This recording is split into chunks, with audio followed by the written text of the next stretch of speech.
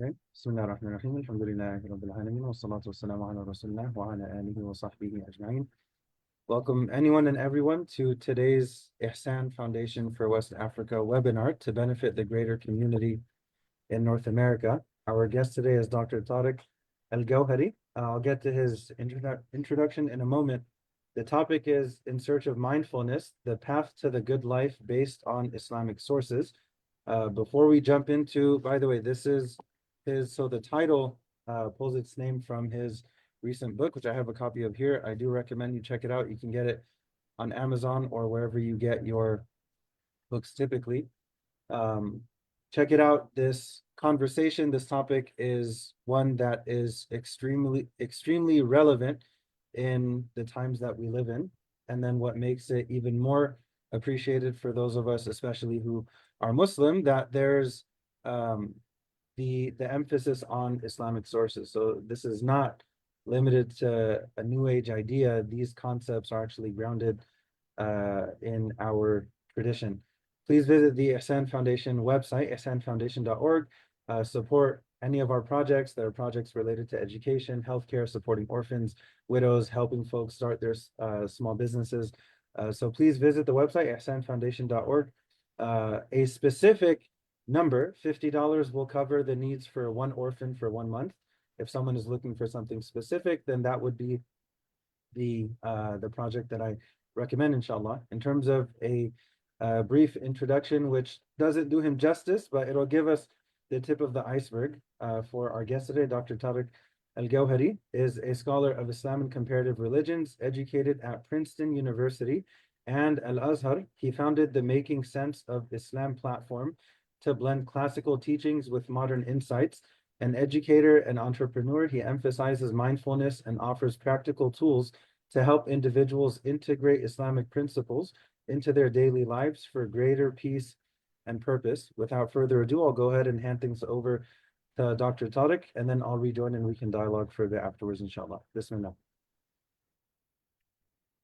السلام عليكم. بسم الله الرحمن الرحيم. الحمد لله والصلاة والسلام على سيدنا رسول الله وعلى آله وصحبه ومن والاه. Thank you for giving me this opportunity and the space to address you and to talk about a topic that, as you heard, is of paramount importance to me. And I think of paramount importance to sort of just our general well-being. Um, Mindfulness is obviously a Western term. When we say it in English, mindfulness, a lot of things come to the mind. Uh, but for us, mindfulness is not something that is Western. It is really at the heart of the Islamic tradition. And in the hadith of Gabriel, when Gabriel came to the Prophet ﷺ and he asked him those series of questions, at the end, he asked him, what is ihsan, what is excellence, or what is perfection? And he said to worship Allah as if you see him, and if you don't know that he sees you, and ta'budullah ka'annaka tara, فَإِن لَمْ تَكُنْ تَرَى فَهُوَ يَرَاكَ. And at the end of the hadith, the Prophet ﷺ said, that was Gabriel, he came to teach you your religion. So all of those components of that hadith added together equal Islam. Islam as in the religion. So ihsan or tazkiyah or tasawwuf has akhlaq, has different names. All the sciences in Islam have different multiple names. So this is one of the essential components. As a matter of fact, it is the component because simply the vast majority of the primary texts, the Quran, the vast majority of the verses of the Quran, and the vast majority of the hadith of the Prophet ﷺ are dedicated to this subject. Whereas the Sharia is a more nuanced topic and only deals with a small subset, less than 5% of the Quran and the Sunnah deal with matters of the Sharia. The rest, 97, 96, 97% of the verses of the Quran and the hadith of the Prophet ﷺ deal with how to live, how to be a person. And we could easily and equally say how to be mindful. In other words, how can I be aware of what the Prophet ﷺ said, that to worship God is if you see him. Well, to do that, you have to be mindful of God at all moments. And that's what the Prophet ﷺ referred to as taqwa. And he said, the taqwa hahuna, it's a matter of the heart. It's a disposition, internal disposition. And one of the things that I notice about myself, and I think that I notice of people around me, is that we are really disconnected with our tradition. for a whole host of reasons. It's not just one reason. But the way that our life is today, one of the net results of it that might be on the negative side, there are many positives, of course, but one of the net results that's on the negative side is that we're just disconnected. We're disconnected from our prayer. We're disconnected from being mindful. We're disconnected from remembrance. And Islam, therefore, just is like one small part of what we do maybe throughout the day or throughout the week. If we're lucky, we can go to Jummah prayer. If we, we're obedient and we pray 5 times a day as we should. If we're able to, we fast once a year, so on and so forth. But it's almost like, and I know that maybe we're embarrassed to say, it's almost like it's an inconvenience. And I have to inconvenience my day to pray. If I want to be mindful of the prayer, I have to inconvenience, that month of Ramadan when I'm fasting. And for those of you that can hold those practices, great. Mashallah, that's a great task, and inshallah, you'll be rewarded exponentially more than people that have it easier. But the fact that we kind of feel it's an inconvenience, the fact that we feel it's only a part of us, it's not really the whole of us, that's really the issue for me. It's the issue that we are not mindful about what that really means. So one of my tasks was what I try to do with my teachings, whether I teach traditionally, because a lot of what I do is I just teach the traditional sciences and the traditional methodology, but also in forums like this, where this is not a traditional subject, not a traditional address or a traditional class or anything like that. I try to emphasize this concept of mindfulness because I think in the English language, it kind of conjures up, for us something that we can kind of understand. Yeah, I want to be more present. I want to be more mindful. I want to be more aware. I don't want to be on autopilot. I don't want to just take everything for granted. And if you think about what that hadith text says vis-a-vis what I'm saying now, then the whole religion is about being mindful. The whole message of the Prophet ﷺ is for us to be mindful, is for us to be aware at every moment, not to be unaware of God's presence in your life at every moment. So that requires a great deal of mindfulness.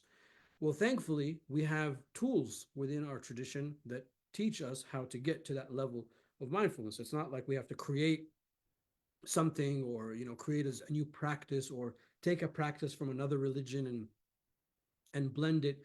That type of syncretic in the studies of religion, we call that syncretism, where you take different aspects of different religion and you create something new. I mean, we can't do that. We only worship and our only spiritual practices are those that are taught to us through the Quran and the Sunnah of the Prophet ﷺ. But those practices themselves, we have grown distant from.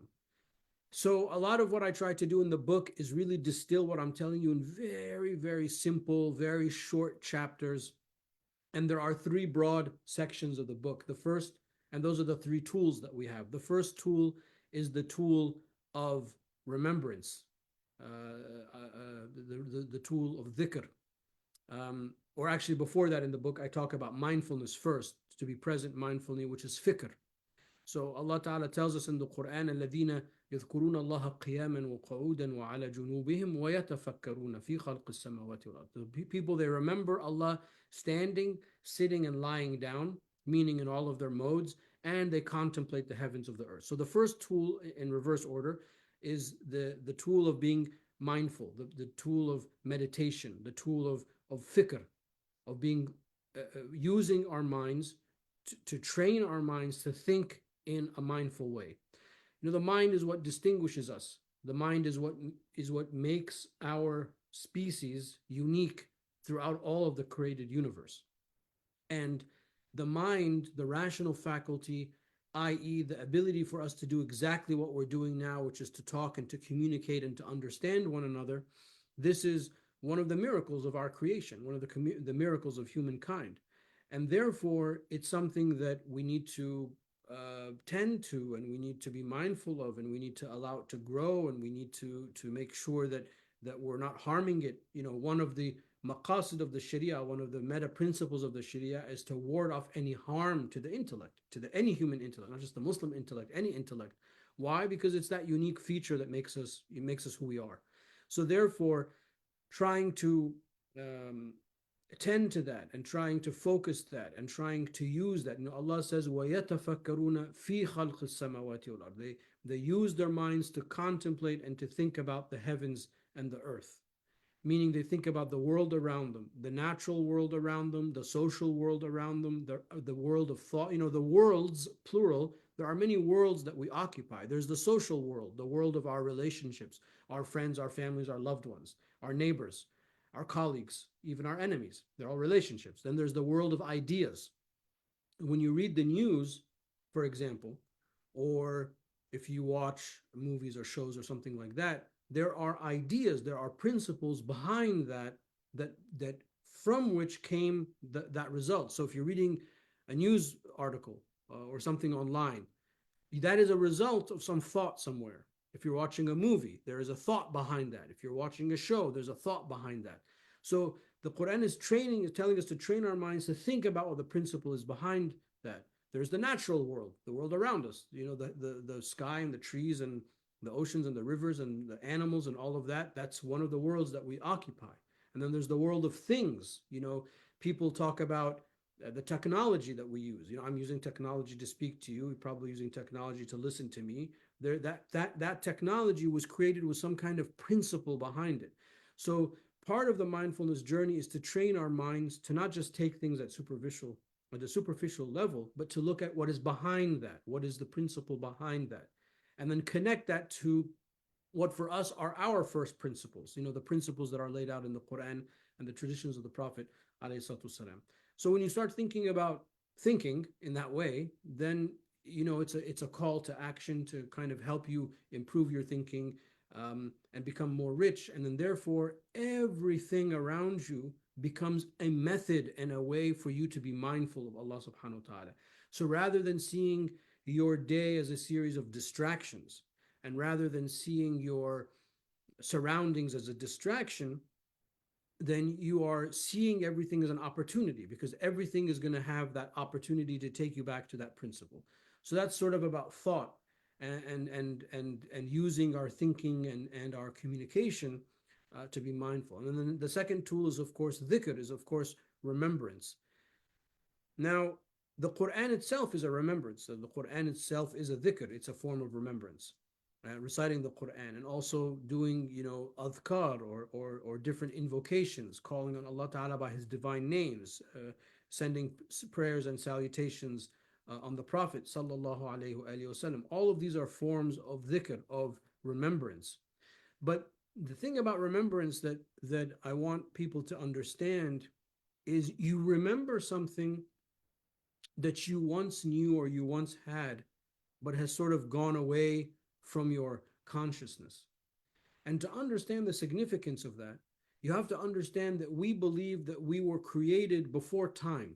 We were created in a world other than this world, in a time other than this time, in which Allah subhanahu wa ta'ala caused all of the people that were to come and have come, are now, and will come in the future to all testify to Allah Ta'ala's oneness. And then He placed that genetic material inside the progeny of Adam alayhi salam, and then so on and so forth with creation. That's a point of theology. Either you believe in it or you don't. There's no scientific proof for that, but it's a theological belief. So therefore, what that theological belief means is that within each one of us is a marker, is a remembrance of that La ilaha illallah moment. The ulama call that yawm la yawm, a day that wasn't a day, because it was before the creation of the dimension of time itself. So remembrance of God is a very significant thing for us, because it brings from within you that memory that you had. And that's why we refer to Islam as the natural way, ad-din al-fitra, because it's a natural, we all naturally have that remembrance inside it. Some of us, it's deeper than others,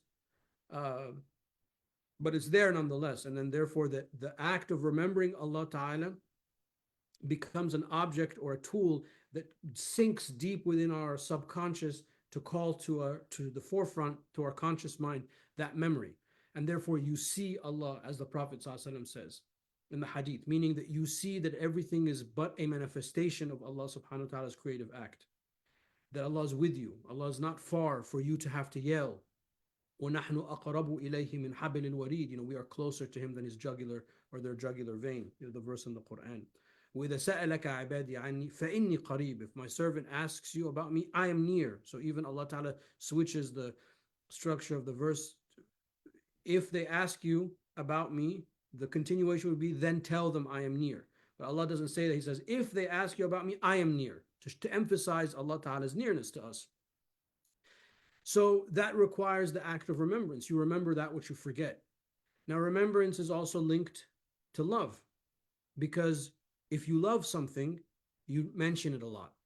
If you've ever had the blessing of falling in love with somebody, they just kind of eat your whole like mind and your whole emotions, and you just we say you're crazy love, because you always talk about that other person. You always want to please that other person. You always want to be about with that other person. Anything that happens, it reminds you of that other person, right? That's what love does.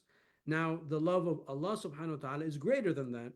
And if you fall in love with Allah Ta'ala, if you fall in love with the Prophet ﷺ, then you will be somebody who frequently mentions that. So remembrance and being mindful is also an act of love, and that leads to the third tool, which is a rifq, which is kindness. And that's an oftentimes overlooked tool, because oftentimes we are simply unkind to ourselves. We abuse ourselves. We eat what we shouldn't eat. We drink what we shouldn't drink. We watch what we shouldn't watch. We say what we shouldn't say. We hear what we shouldn't hear. We're abusive with excess. And with technology in the world that we live in, it becomes so easy to flood the self and all of your senses with excess. It's just easy. Nothing's going to stop you. It's just at your fingertips. But you have to first be kind to yourself. And being kind to yourself is looking at yourself more than just the physical self, but there is the spiritual self, the emotional self, the intellectual self. And all of those selves need to be exercised, and they need to be taken care of, and they need to be tended. And one of the reasons why we fast is that the fasting exercises the soul. The body starves, but then the soul thrives. It's like the feast of the soul all throughout Ramadan. It's like your soul is feasting. It's like you're giving it the energy that you need.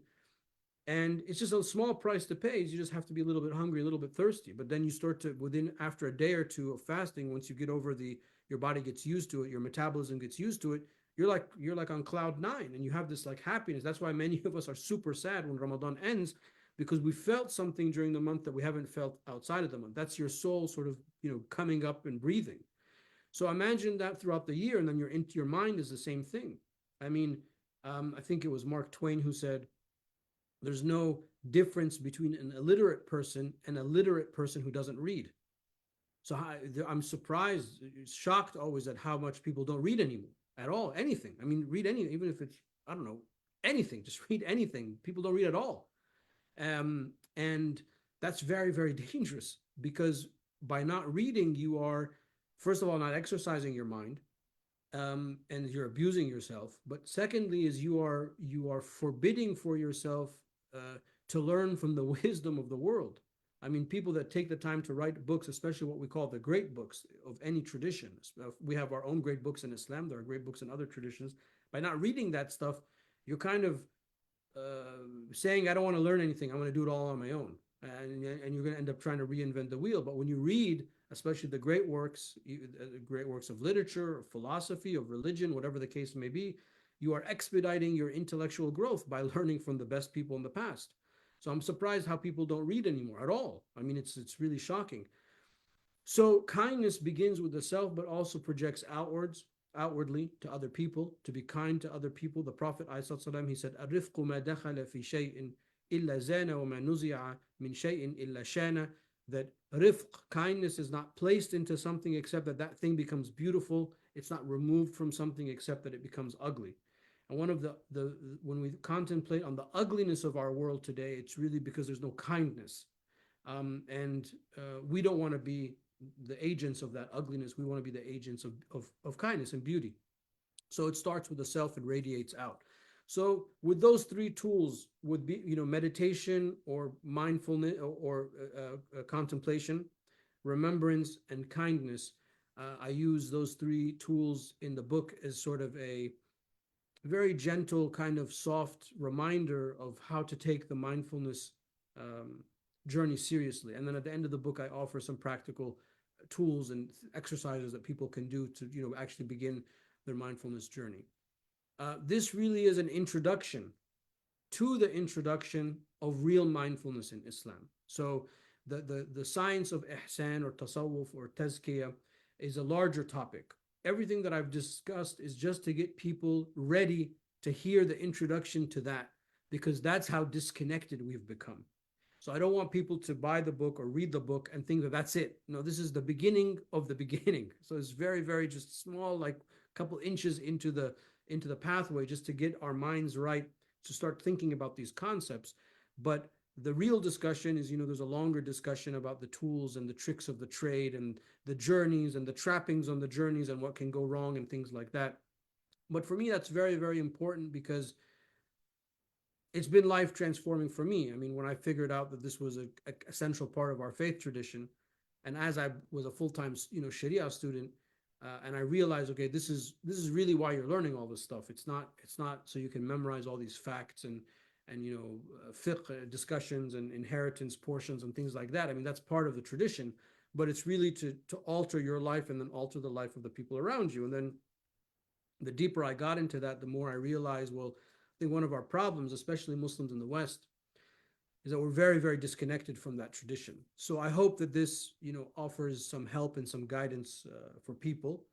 And I'll pause here, inshallah, to see if people have any questions or anything like that. Walhamdulillahi Rabbil Alameen.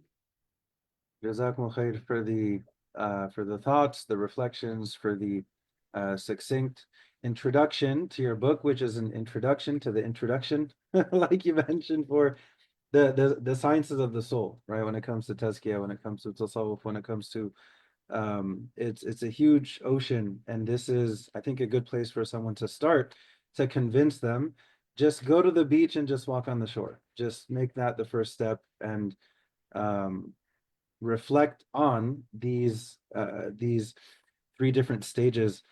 I had never noticed it until you mentioned it earlier on in your talk at the end of Surah Ali Imran, when Allah talks. So it's a famous passage, the last 10 or so ayahs, in which Allah begins that passage by mentioning those who remember Allah standing, sitting, lying down. And the specific word that's used, وَيَتَفَكَّرُونَ فِي خَلْقِ السَّمَاوَاتِ وَالْأَرْضِ, that they, exactly what you said, fikr. So they meditate, they reflect on what they see in front of them. They reflect on the creation of Allah that they see in front of them, from what they see in the sky to what they see on earth. And like you said, there are going to be a lot of um, small moments, essentially, on a consistent basis.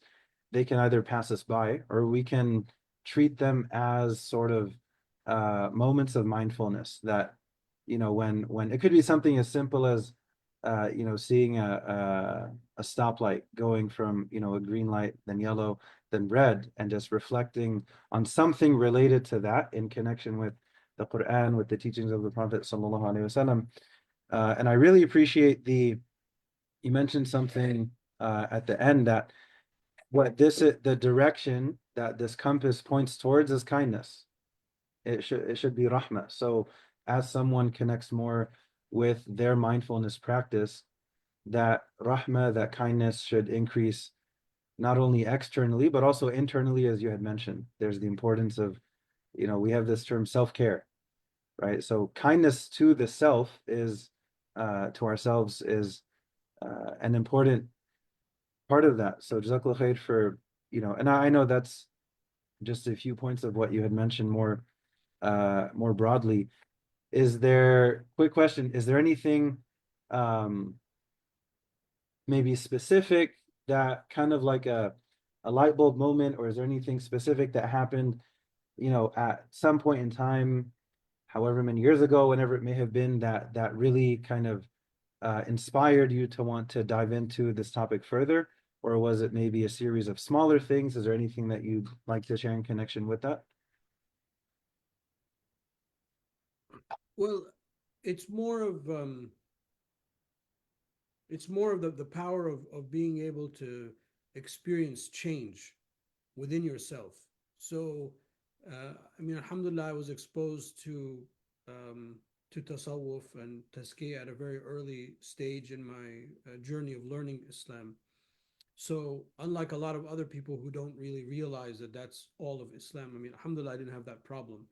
But it was the fact that you see like all of these great people. Like I was very, or I'm very fond of Imam al-Ghazali, Imam al-Razi, Imam al-Suyuti, some of these famous people, but especially like Imam al-Ghazali.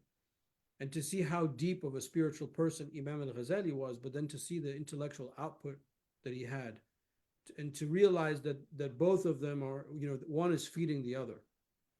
Not only is there no contradiction, but that's like the secret of somebody like his success and greatness, is that huge journey that he took, that of self-awareness and that spiritual journey. And then to realize that all of the great people of our tradition, that's really in the background.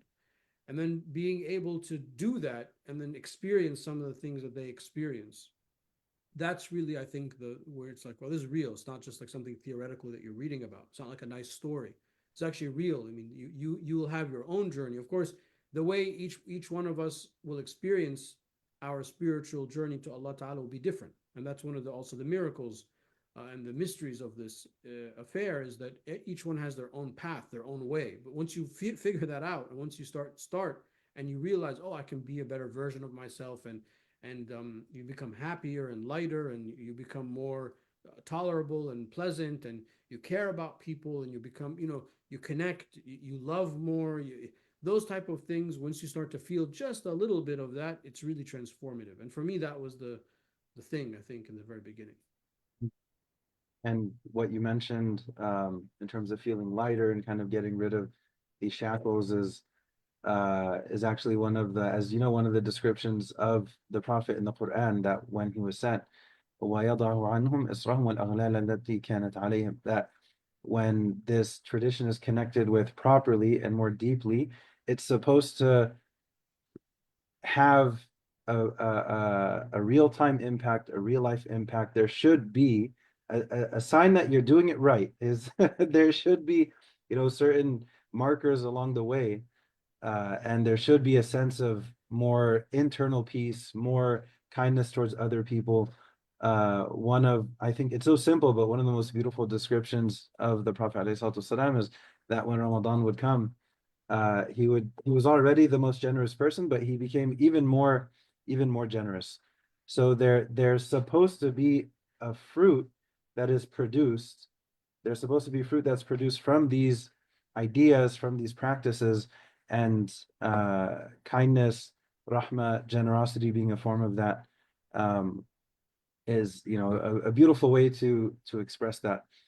I think one of the people can save themselves a whole lot of time if they don't get so caught up in certain specific terms, because if that happens, they can waste a lot of time. They can lose a lot of time kind of going in circles, and then hopefully maybe eventually get to the understanding that, well, the term mindfulness is not it's, don't think that, oh, this is a term that if I see it, then I should avoid it. Not at all. The same goes for the term tasawwuf. If you see it, then it shouldn't, like, there shouldn't be an allergic reaction to these types of ideas. There should be a type of I think exploration. It could be in connect. Usually, it's best in connection with the teacher. Just like if someone, goes to maybe the Amazon rainforest, it would be good if there was a local guide, someone who's familiar that can kind of lead the way. But if you were, and we can inshallah wrap up with this question, if someone was feeling some kind of turbulence or some kind of static in connection with this idea of Islamic meditation or Islamic mindfulness, what would be some advice that you would give that person to hopefully convince them to check out the topic on the macro level, and then hopefully this book on the micro level? Well, I mean, it is Islam. I mean, that's the thing. The problem is that some people think this is an extra add-on other than something else. It's not. This is Islam. Islam is tasawwuf. Tasawwuf is Islam. This is the entire message. Over 97% of the Quran, over 97% of the Hadith speak to this issue. So therefore, it's not like you have to grope in the dark and figure it out. The Prophet hasn't told us what to do. He told these things that we're talking about, fikr and dhikr and rifq, and these are all hadith and just restatements of hadith and verses from the Quran. And so the first mistake that people make is to think that this is another, something else. This is Islam. This is what Islam has come to do. إِنَّمَا بُعِثْتُ لِأُتَمِّمَ مَكَارِمَ الْأَخْلَاقِ. The Prophet ﷺ said, I was only sent to refine human character. Akhlaq, this is it. Refining characters by reforming what's on the inside so that it manifests on your actions on the outside. So that's the first thing. The second thing is from the point of view of practically, like tactically, what does somebody do? We mentioned Imam al-Ghazali. I mean, almost all of the 40 books of the Ihya Ulumuddin of Imam al-Ghazali, if not all of them, are already translated into English. I would highly recommend that people, pick that up. Or the Imam al-Ghazali's own summary of the Ihya is Al-Arba'in fi Usul al-Din. And that book is translated. The 40 principles of the basis of religion, Al-Arba'in fi Usul al-Din, that's translated into English, which itself is just a summary of Ihya al-Ulumuddin. Also, Imam al-Haddad from Yemen, all of his books are translated into English, and he is of the Ghazalian school, but his books are more kind of approachable and smaller. Probably in the English language, I would say that those two would be my advice, like for people to read. So you can read about the stories, read about how do you get more out of your prayer? How do you get more out of your fasting? How do you read Quran with tadabbur, with thinking? How do you, the adhkar of the morning and the evening? Like Imam al-Ghazali has a section about the adhkar in his Ihya, which just tells you that these are the formulas of what the Prophet ﷺ used to say in the morning and the evening. So start saying some of those things, so on and so forth. So the important thing is not to see this as another, but to see that this is the heart of Islam, and this is what's missing in our life. Because this is, if we don't have the reason our Islam is ugly, the reason our Islam is incoherent, the reason why we're not able to do anything in the name of Islam is because we don't have this. That it's all about this. And then if you do that, and then you go back and like you read the seerah of the Prophet ﷺ, you'll see you'll be like, I can't believe I didn't see this before. And then you'll see the seerah in a completely different light. You'll see how he lived his life, alayhi salatu wasalam, how he interacted, so on and so forth. And it will start to give you a deeper level of understanding of meanings of the Prophet himself, and of course when you read the Quran. So my advice would be just to read, either Ghazali or Al-Haddad, because those are what's translated in English. Mind you, the vast majority of books of Islam in manuscript form are books on tasawwuf. I don't have an exact statistic, but this is what the ulama wrote about the most. The vast topic of tazkiyah, in all about character and about dealing with trauma and how to worship Allah more, and so on and so forth. The stuff about fiqh, like all the books you see behind you are mainly fiqh books and hadith books. That stuff is not the majority of what was written. That's just what's published. But the majority of manuscripts that we have, a huge, rich tradition of tazkiyah, because this is the ulama understood that this is the heart of the Islamic man. This is what the Prophet ﷺ came to teach us. Now, of course, you can't have a spiritual connection if you don't follow the Sharia. So that's why you have to pray and fast. You have to do the basic things, because you can't. That's the starting point. But that's it. That's the starting point. That's not the end point. And as you journey deeper within you, of course, your outward practice has to remain the same. It has to remain orthodox according to the Quran and Sunnah. But then you go through this journey inside you. So to understand what that's about, you can, if you read somebody like Imam al-Ghazali, you'll see it's all backed by the Quran and Sunnah, and it's all very, hopefully will motivate you to take this journey seriously, inshallah, to the next step. And hopefully my book helps, because it's very small. You can read it in an afternoon or over a weekend. It's not that long.